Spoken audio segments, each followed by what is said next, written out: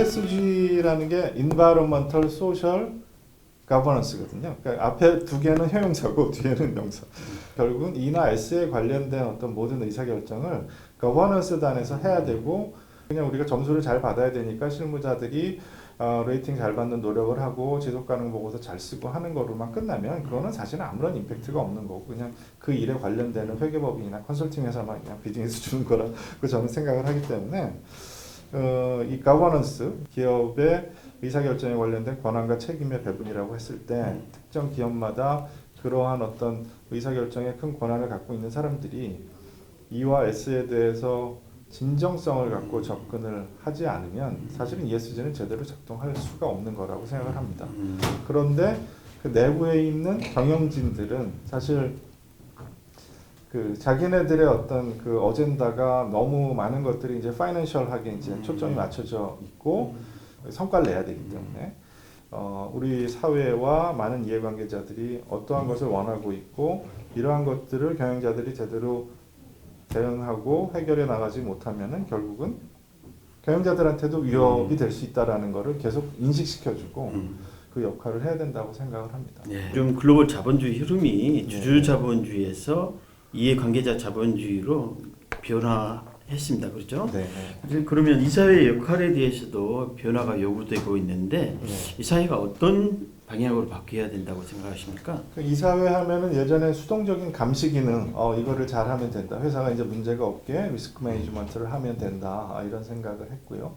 그 리스크에 대해서 나중에 이사들이 책임을 물을 때도 굉장히 지엽적인 범위 내에서 책임을 물었어요.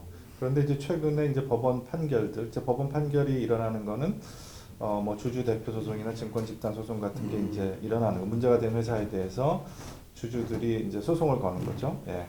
그럴 때 판례를 국내외에서 보면 예전에는 통상적으로 이런 것까지 이사들이 놓쳤다고 책임을 지지 않을 것 같은 것들에 대해서 많이 책임을 집니다.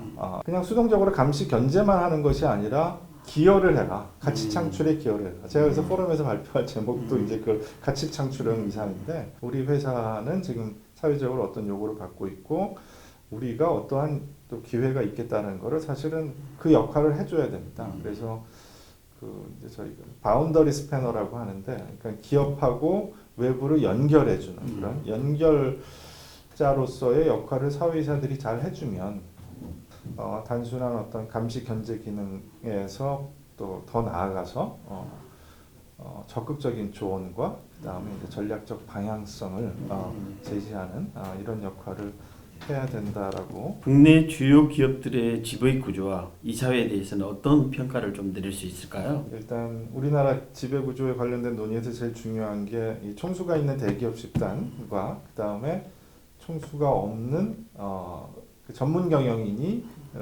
통제하는 그런 뭐 금융기관이나 아니면은 과거에 민영 기업이었던 회사들, KT 포스코 같은 회사들인데 여전히 총수들은 제왕적인 어떤 위치에 있는 것 같습니다.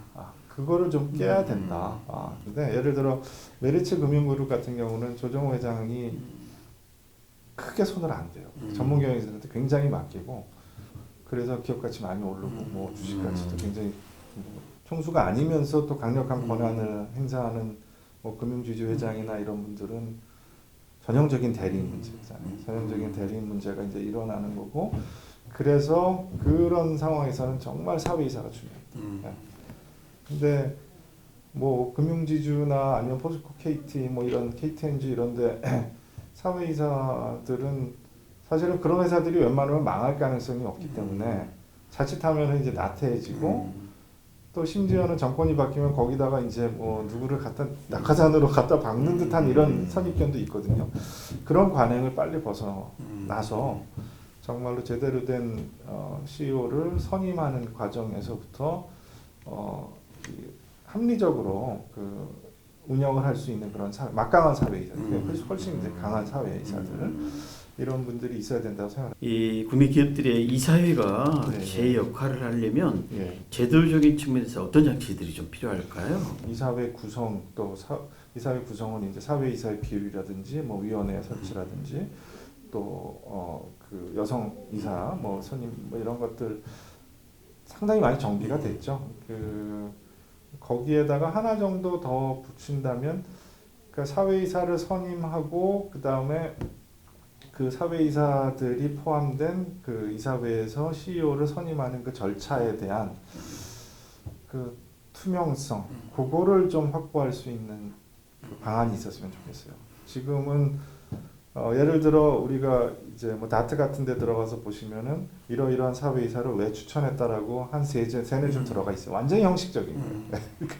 그리고 물론 이제 그러한 사회이사를 후보로 올리면 의결권 자문 기관에서 기관 투자자들한테 예스 노우를 하라고 이제 의견을 주지만 크게 반대를 걸기가 어려워요. 의결권 자문 소수주주를 포함한 많은 이해관계자들이 그러한 사회이사들이 누가 되는지에 대해서 관심을 갖고 있고 필요하면 의견을 제시할 수 있게 하기 위해서는 그 새로 이제 후보로 오르는 사회이사분들이 왜 필요한지에 대해서 회사가 더 깊이 있게 공개를 해야 되고 또 거기에 따라서 어떠한 우려가 있는지도 자기네들이 저는 좀 공개를 해야 된다고 생각해요. 또 이사회에서 CEO를 선임하고 그다음에 뭐 연임시키고 할 때 어떠한 논의가 있었고 어떠한 과정을 거쳤는지에 대해서도 저는 지금보다 더 깊이 있게 공시를 해야 된다고 생각을 합니다. 우리가 그 어떤 기업의 사회이사를 누가 하고 있고 얼마나 했고 어떤 역할을 했는지에 관련된 거를 좀 볼 수 있는 플랫폼 같은 거가 있었으면 좋겠어요. 기업의 이해관계자들로 하여금 기업에 대해서 또 사회이사나 CEO들에 대해서 판단하기 좀 쉽게 하는 그런